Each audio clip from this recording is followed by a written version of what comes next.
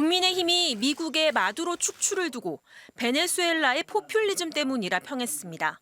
그러면서 남의 나라 이야기가 아니라며 한국을 언급했습니다.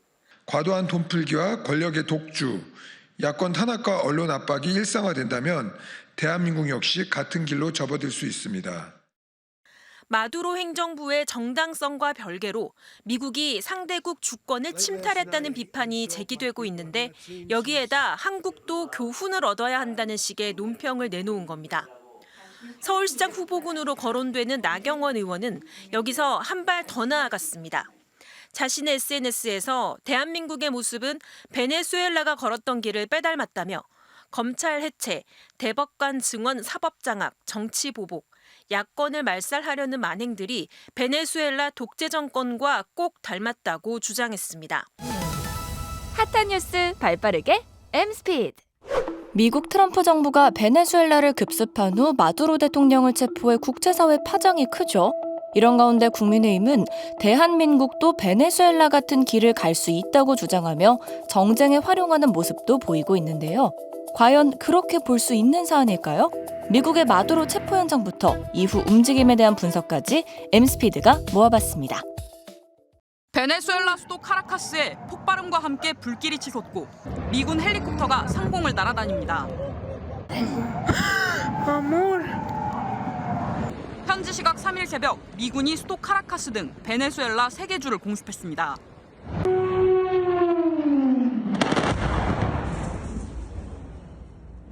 작전명 확고한 결의.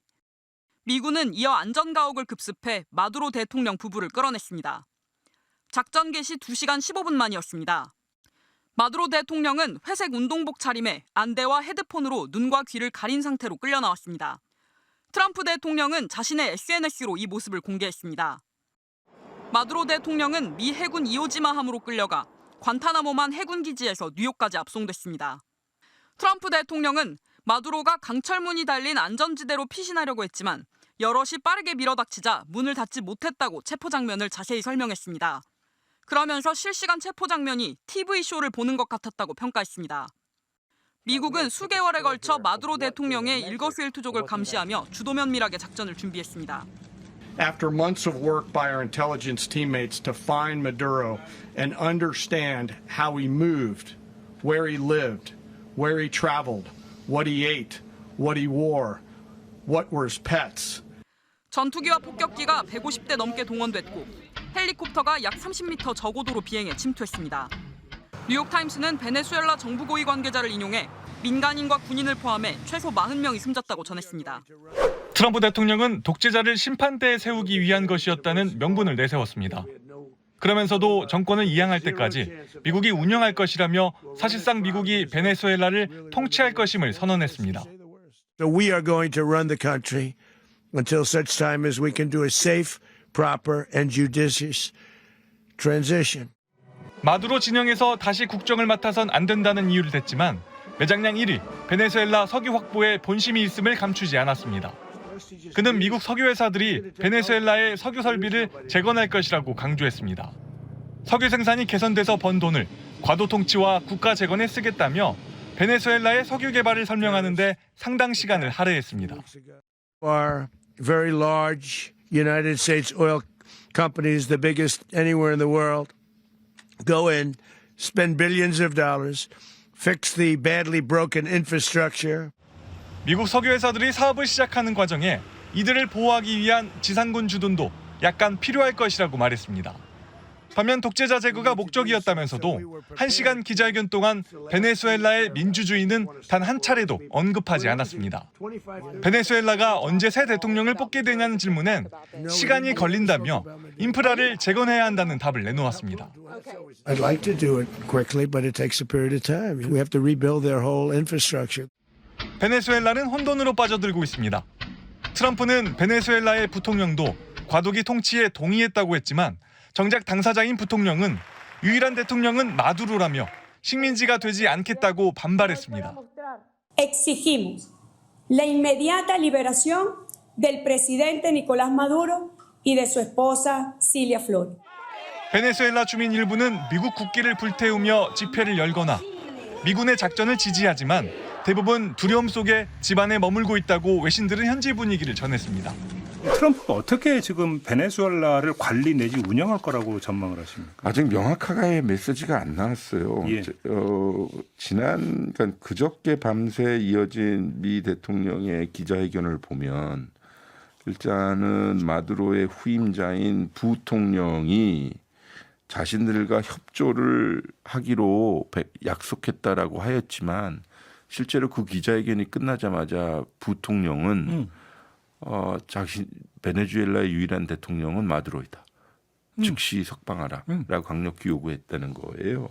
그러니까 아직 청사진이 나와 있지 않는 것 같아요. 네. 물론 트럼프 대통령은 이 과도 정부 기간에는 미국이 직접 이게 신탁 통치 형태가 될 것인지 위탁 통치 형태가 될지 모르지만 직접 운영하겠다라는 표현을 썼으니 맞아요. 뭐 이렇게 나오고 있으니 아직 불안정한 것 같아요. 게다가 지금 아직 그러니까 그 플랜까지는 안 짠 거 아니에요, 간단히. 그러니까요. 이 작전의 목표가 마두로 대통령의 축출인데 예. 그 이후에의 청사진이 아직 안 나와 있는 것을 보면 실제로 그 한 국가를 운영하기 위해서는 침공밖에 없어요. 근데 여기서 딱 그 소식이 전했을 때 떠올랐던 인물이 한 명 있습니다. 마차도라고. 그죠? 네. 친미 구분 옷을 봤는데 노벨 평화상을 받은. 예. 근데 트럼프 대통령 본인도 마차도는 국내적 지지가 별로 없다라고 예, 각서를 그었더라고요. 해버렸거든요. 예. 따지고 보면 군사적인 힘을 활용하여 예. 현 대통령을 축출한 미국 대통령 입장에서는 민주 지도자를 거기다가 소위 갖다 놓기에는 좀 부담스럽지 않겠어요? 자기 말을 잘 듣는. 그런데 지금 부통령과 지금 소위 잔전 세력은 미국에 대해서 한 거를 선언하고 있는 만큼 네. 제 생각에는 2, 3일 좀 더 두고 봐야 되겠지만 예. 좀 불안정한 거죠. 근데 오히려 좀 이게 더 정세가 불안해지지 않을까 그러면 이게 싶어요. 미군 주둔은 필수라고 봐야 되겠죠, 그러면. 그러니까 미국이 하고 싶은 대로 하려면 예. 행정력을 강행해야 될 것이고 예. 그리고 또 뭔가 정유시설을 접수하고 수리하려고 해도 미국인들이 미국 군인들과 이렇게 가야 될 텐데 그러려면 주둔 형태밖에 없지 않겠어요. 그러면 제2의 이라크나 제2의 아프가니스탄이 될 가능성은 어떻게 보세요? 그러니까 그러한 형태가 되겠지만 끝이 어떻게 될지는 봐야 되겠죠. 물론 그렇긴 하겠죠. 근데 그렇게 되려면 이게 여기서부터 이제 다시 미국 국내 정치로 돌아가야 돼요. 마가 세력들이 분열이 될 거예요. 왜요? 마가는 기본적으로 고립주의를 원했어요.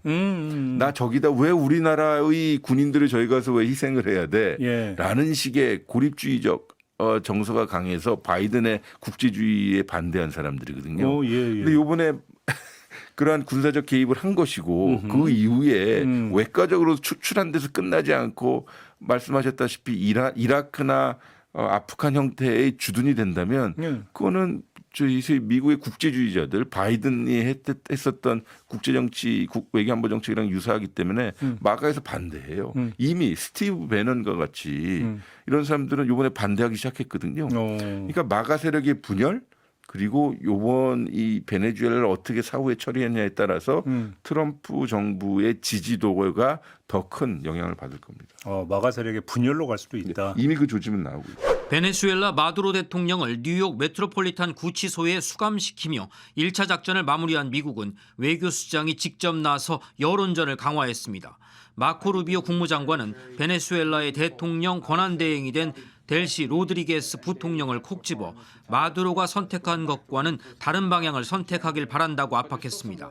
전날 로드리게스 부통령이 유일한 대통령은 마두로고 식민지가 되지 않겠다라고 반발한 것을 염두에 둔 듯 직격한 겁니다. 루비오 장관은 향후 전개될 일과 미국의 국가 이익을 어떻게 연결지을지를 논의하고 있다며 더 많은 협조와 협력을 기대한다고 말했습니다. 그 핵심은 미국의 국익이라고 강조했습니다. We'd love to see all kinds of changes, but the most immediate changes are the ones that are in the national interest of the United States. 더 이상 마약 밀매가 없어야 하고 석유 산업을 이용해 미국의 적들을 부유하게 해선 안 된다라고도 주장했습니다. 만약 올바른 결정이 내려지지 않으면 다양한 영향력을 계속 유지할 거라며 군 주둔과 석유 봉쇄 조치를 지속할 것임을 시사했습니다. 트럼프 대통령 역시 언론 인터뷰에서 옳은 일을 안 하면 더 큰 대가를 치를 것이라고 경고한 가운데 루비오 장관은 이번 작전에 의회 승인을 받지 않았다는 비판에 대해선 법 집행일 뿐이었다며 반박했습니다. It wasn't necessary because this was not an invasion. We didn't occupy a country. This was an arrest operation. This was a law enforcement operation. 트럼프 대통령이 정권 2학기 동안 미국이 베네수엘라를 직접 통치하겠다고 밝힌 가운데 이 과정에서 루비오 장관은 전면에 설 것으로 보입니다. 루비오는 부모가 쿠바 출신으로 스페인어에 능하고 그동안 쿠바와 베네수엘라의 사회주의 정권에 비판적이었기 때문입니다. 특히 집권 1기 때 과격 행동을 견제했던 이른바 어른들의 축이 모두 사라진 상황에서 이번 작전의 대표적 수혜자는 루비오란 분석이 나온 가운데 향후 트럼프 정부 내에서의 입김도 더욱 강해질 거란 전망이 힘을 얻고 있습니다.